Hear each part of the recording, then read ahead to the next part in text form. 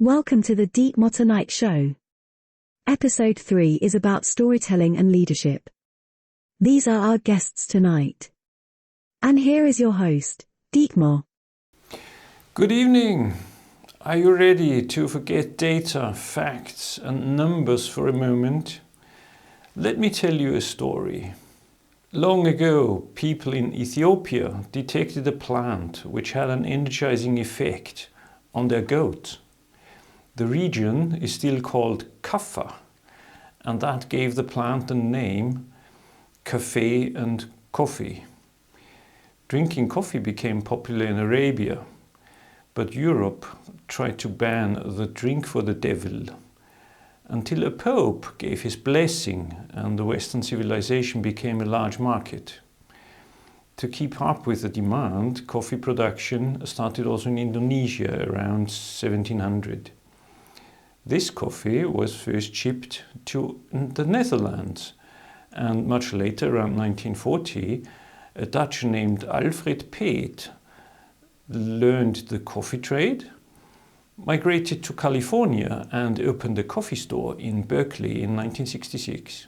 Completely unrelated to that, in the 80s, a man named James Gosling worked at Sun Microsystems. One day he decided to create a new computer language to make his work easier. Looking out of the window, he saw a tree in front of his office, and he called the new language Oak. Today, Gosling's computer language operates 70% of all smartphones on the planet. But Sun Microsystems got into trouble because a company called Oak Technology had already trademarked the name Oak. Looking for a new name, the people at Sun sat together in a heated brainstorming meeting.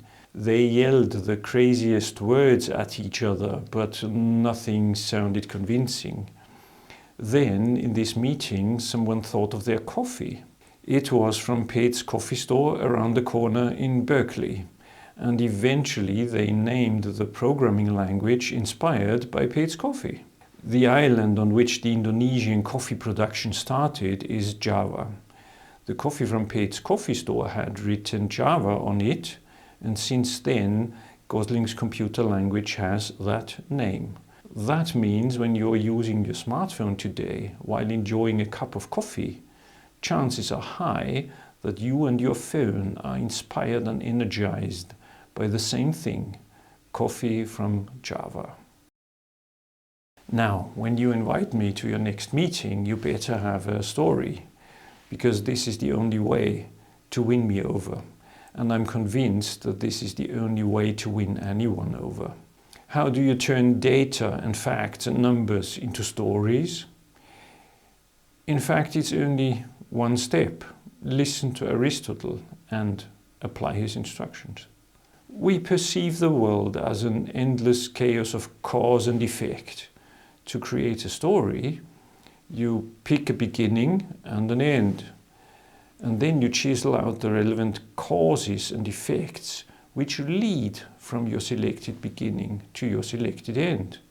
I started with the goats in Ethiopia, and I ended with you, drinking coffee today while you're using your smartphone. Everything in between is a series of decisions and decisive events which could have gone in any direction, but in reality led to this end. The end of the story is reached when nothing more is needed to understand the meaning of the story. That means every story is carved out of an endless pile of data. Every story is constructed, but to construct meaning is more effort than only throwing data and numbers at the audience. As we saw already in episode 2, leaders must make decisions based on endless options anyway. That only works if their decisions are meaningful. Only the story of a company or a project explains its meaning. A company or project without a story, which embeds it, for instance, into a town, time, movement, region, culture, development, or society, has no meaning. Goals, lists, numbers, and data have no meaning. Therefore, good leaders are good storytellers. Next time, please think twice before you present PowerPoint numbers and charts. For your audience, they will be meaningless.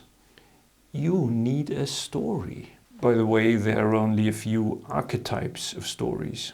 Typically, a hero fights against a villain, or someone loses somebody, or two people find each other against all odds.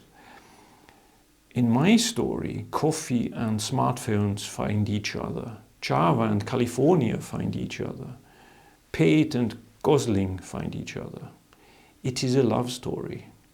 Your business and project stories can be any mixture of fundamental stories. Whenever I'm interested in a company, I open the Our Story tab of their homepage first. On the other hand, whenever I see PowerPoint slides, I run away as fast as I can. This is even true when it comes to the smallest steps of business processes. Agile works with user stories for a reason. They create meaning for the software developer. Hostiles from 2017 is my movie example this time. It looks like an archaic story about loss and also like an archaic story about good against evil. Very little good against very much evil, in fact.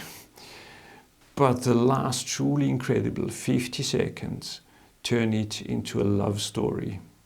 I highly recommend watching it.